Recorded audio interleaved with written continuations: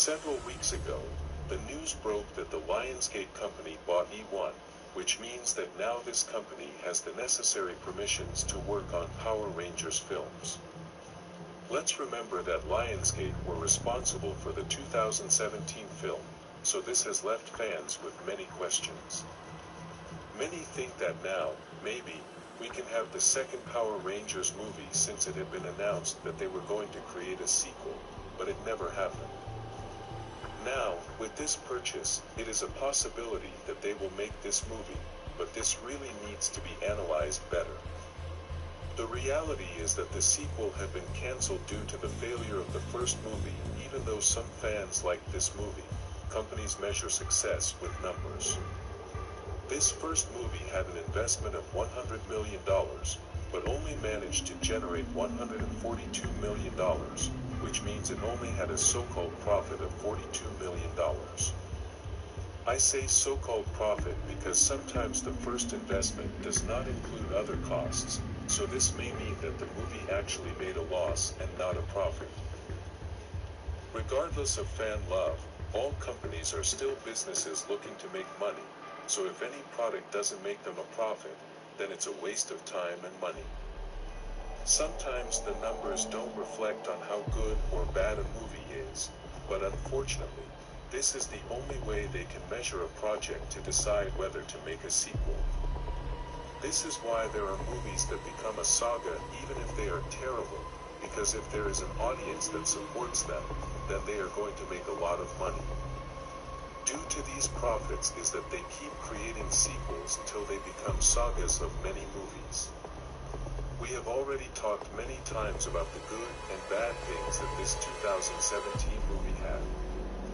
It is due to several factors that most of the fans were not happy, and this is why many did not go to see it in the theater. This does not mean that it is a bad movie, but it was not what the fans were looking for, and this was reflected in the box office. Movies based on already created characters are very demanding movies because they have an established audience that is looking for something specific. If the producers do not provide this to the fans, then it is very possible that the movie will be a total failure, and this is what happened with the Power Rangers movie. Many of us were looking for something similar to the 1995 movie, but with better modern effects and maybe some minor improvements. Unfortunately, the producers of this movie changed everything, destroyed the essence of the series. This is exactly what ruined everything because, if a movie based on already created characters destroys the essence of that, then it is like having ignored the existence of those characters. This is why there is some doubt as to whether the company will make a sequel or start from scratch again. These are the two moves they must choose from, and both are very risky. When Lionsgate made this purchase, they obviously got a lot more than just the Power Rangers, so the third option is that they don't really do anything because they are afraid of failing again and losing a lot of money. We are going to analyze these three options to know which would be the best option, and I would like you to write in the comments the option you prefer. The first option is to create a sequel to the first movie they made in 2017 to give continuity to what they already created. This would mean we could possibly see the new Tommy Oliver and maybe Lord Zed since Rita was destroyed. Many had possibly forgotten the details that Lord Zed could possibly be the villain in this new movie, and we all focused on the last scene when they make reference that we could see Tommy Oliver in a sequel.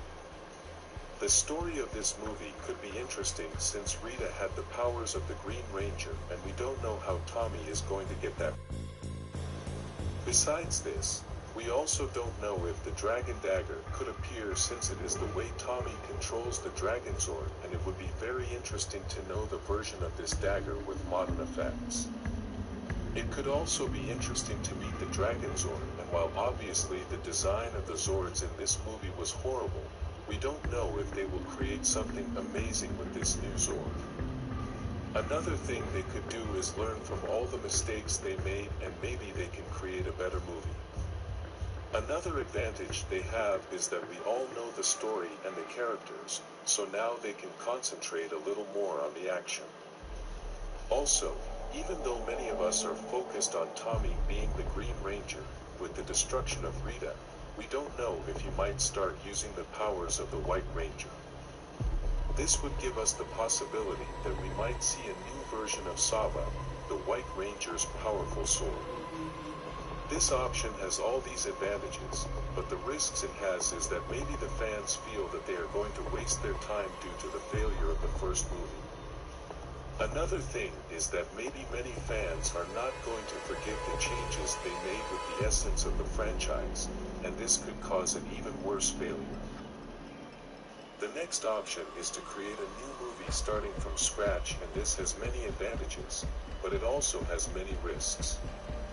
Let's talk first about the advantages, and they are possibly more than the risks. The first advantage is that they can fix all the mistakes they made in the first movie and create something impressive from scratch. Starting by respecting the essence, which means that they should create costumes with the true Power Ranger style morphers that are really worth it. They should also respect that the power of a ranger is only given to people who deserve it and not young rebels. Another thing they need to improve is that they need to concentrate on giving us action from the beginning of the movie, since previously we had to wait a long time to see the first battle. Fights are an essential part of the Power Rangers, and we fans want to see fights from the beginning of the movie. One thing that maybe they can change is to not show the origin story again, as this means they are going to change it, and this is a complete mistake. If they are going to use characters that already exist, then they should use the same origin story that those characters already have in the series. In the first movie they used the Mighty Morphin characters, but they changed the whole origin story, and this was a complete mistake. If they want to create a new origin story, then they must create new characters, something that can really be a double-edged sword, as fans may love these new characters, but they may also hate them.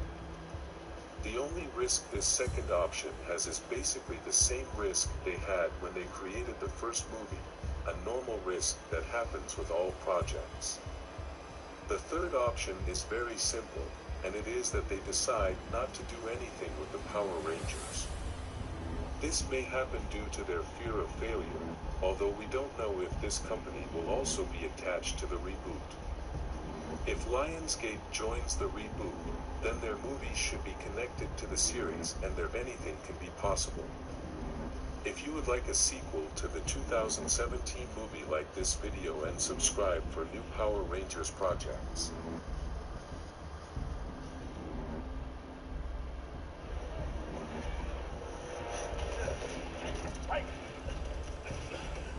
Where did you go, Squirrel?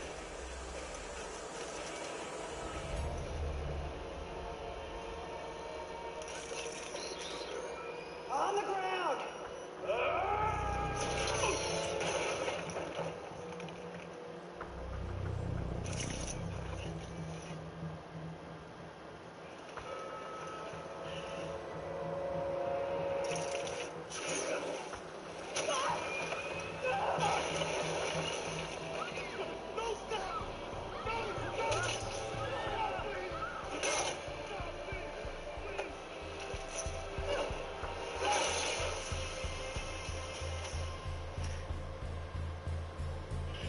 Power Rangers Cosmic Fury is going to premiere very soon, and what we know for now is that this is possibly the last season of the series as we know it. We all know that for 30 years the Power Rangers has been a series aimed at a children's audience with a very specific format that we all know, but now the franchise is going to stop after Cosmic Fury to make a reboot. Supposedly, the changes they are going to make in the reboot will be to create a new universe, and that entire new story will have no connection to everything we have seen so far. This means that Cosmic Fury could be the end of this entire story that we've seen for so long. Obviously, this would happen in the order that we have seen the series, since we all know that in the Power Rangers timeline there are teams even after the year 3000. What I want to talk to you about is the possible endings that this final season may have since, being the end of everything, then we the fans deserve a great ending.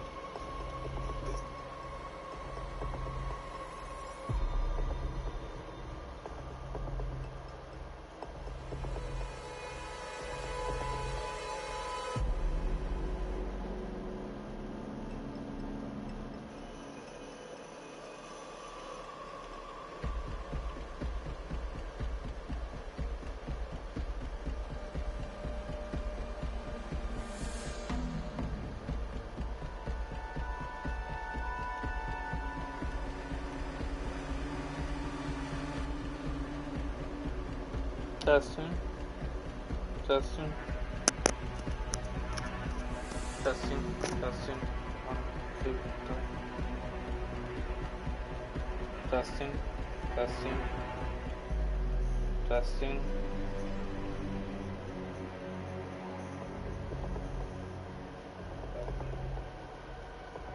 Testing, testing. Hold on. Testing, testing, testing, testing, testing. Okay. Testing, testing, testing. Okay. There we go.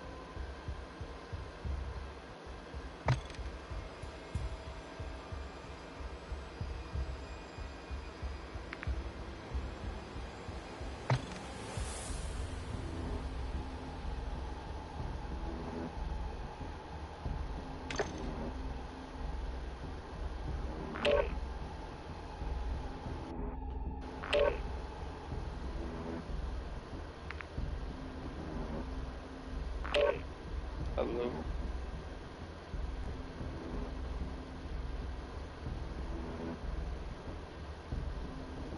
Okay, I'm trying to start us up.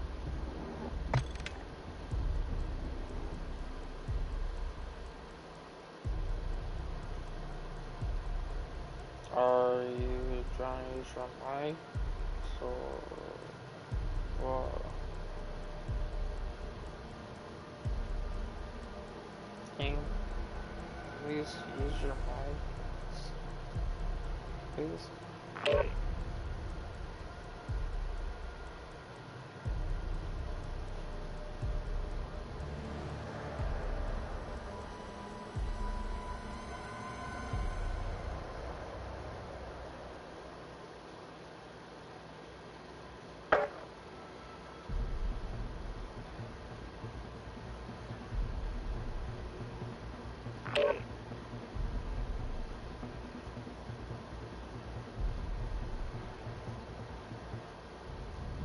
Hey, can you please use your mic?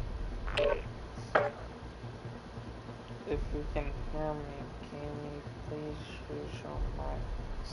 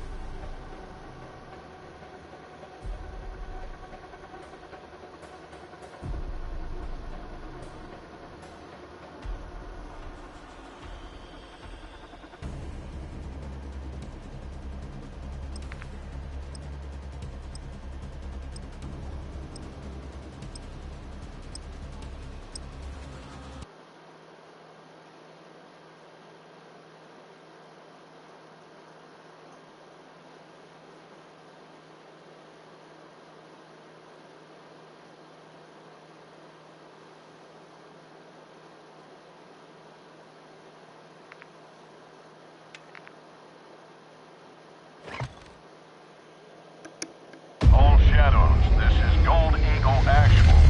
Welcome to Operation Rogue Arsenal. Russian paramilitary known as the Kony Group are manufacturing and stockpiling chemical weapons, posing a direct threat to global security. Your tasking is to destroy their facility and secure the chemical weapons cache. Your commander on this op is Philip Graves. Call sign Shadow 01. If you want to get shit done, he's the man you want in charge. 01, you have the con. Thank you, General. This is an airborne to ground assault on the Kony-occupied Zaya Observatory. Intel reports a subterranean level is currently hiding an arsenal of chemical munitions big enough to take out the Middle East and Europe. Our primary objective is to keep that from happening. We're going to do that in 4 phases. The first of which will be to infill from the air. The target's currently defended by active SAM sites. Our planes will be taking direct fire, so expect a bumpy ride. From the offset LZs, all Shadows will mobilize to your first objective. One of 8 enemy missile launchers located around the perimeter of the observatory.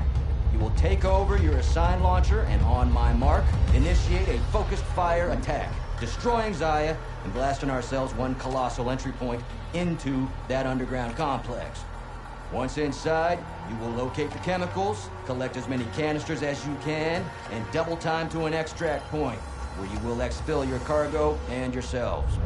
This will not be a walk in the park, but high risk is high reward. I'll be with you on comms. Now, are we good to get some? Say we good to get some! All right, let's get locked and loaded.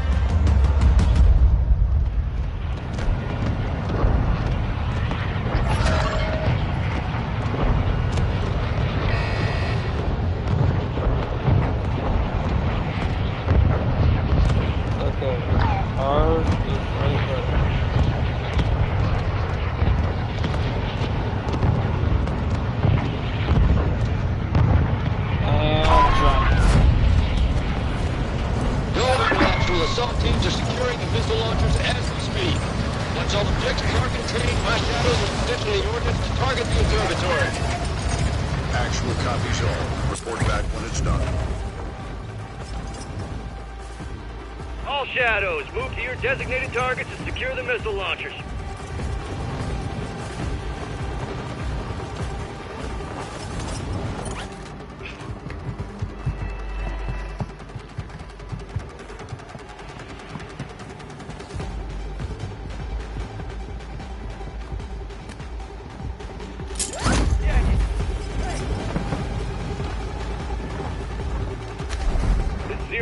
You're approaching a missile launcher now.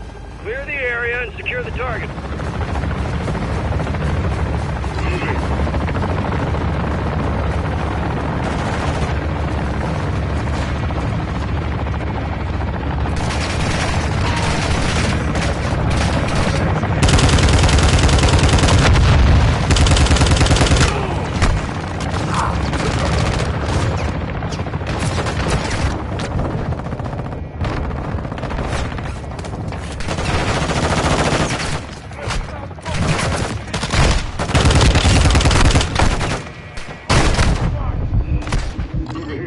Let you die. Keep it up, Shadows. You're halfway to securing the missile launcher. I'm hit. You think I'm gonna let you die? Thank you.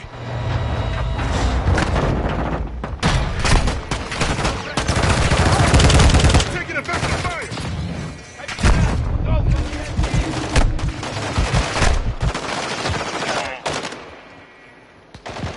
I'm back in the fight.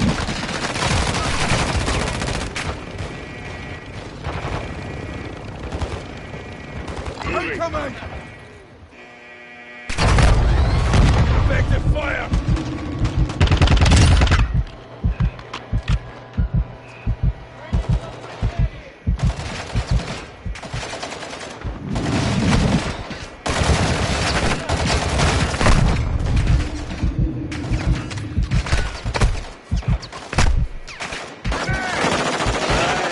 Missile launcher is secure. Assist other Shadows with the remaining targets if able.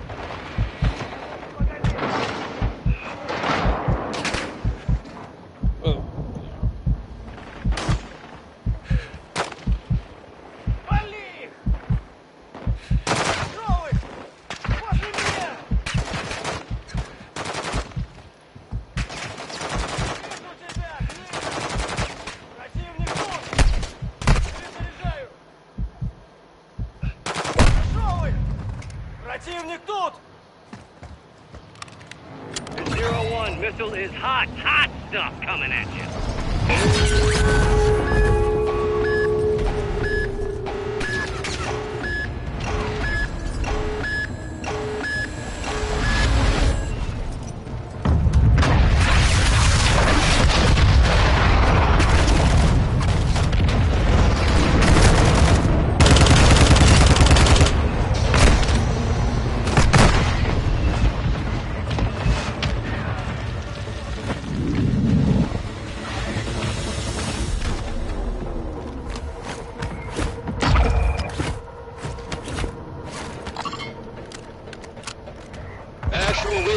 On target observatory is destroyed. Be advised, we're picking up a radiation signature from the blast. Securing the bunker may take some time. Sounds like Coney was expecting us. Keep it tight down there.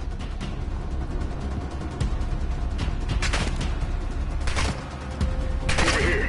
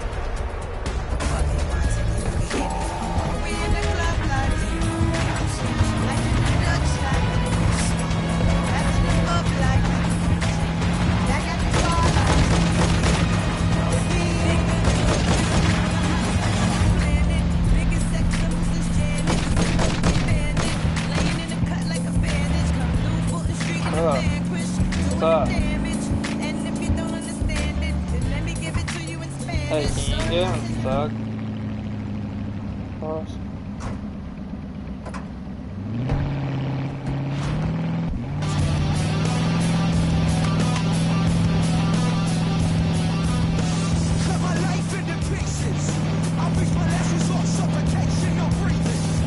Chem bio levels are spiking. Time to start moving, Shadows.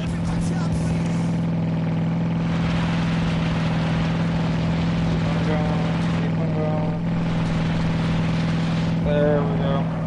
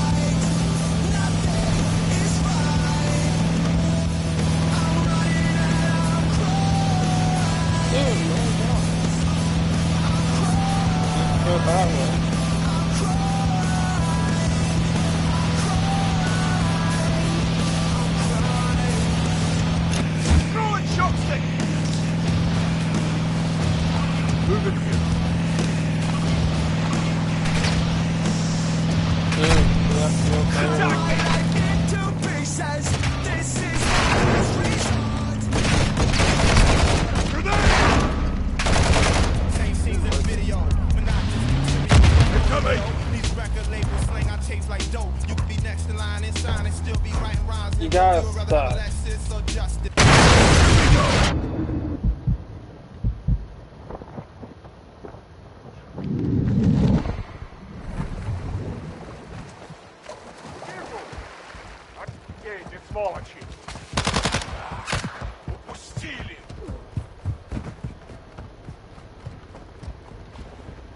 You gotta stop and you back step too far.